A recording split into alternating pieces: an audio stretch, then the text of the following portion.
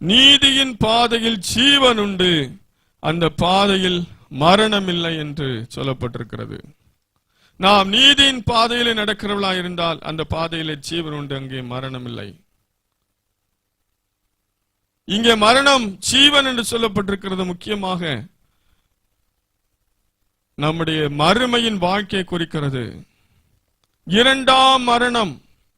இந்த உலகத்திலே பிறந்த அத்தனை மனிதர்களும் முதல் மரணத்தை சந்தித்துதான் ஆக வேண்டும். ஆனால் இரண்டாவது ஒரு மரணம் இருக்கிறது, அதுதான் நரகத்தை குறிக்கிறது.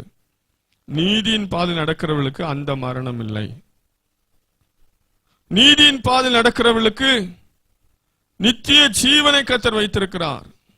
அந்த ஜீவனை குறித்து அங்கு சொல்லப்பட்டிருக்கிறது. நாம் நீதியின் பாதையில் நடந்தால் 128ஆம் சங்கத்தில் வாசித்தது போல இம்மைக்குரிய ஆசீர்வாதங்களை நாம் பெற்றுக்கொள்ள முடியும்.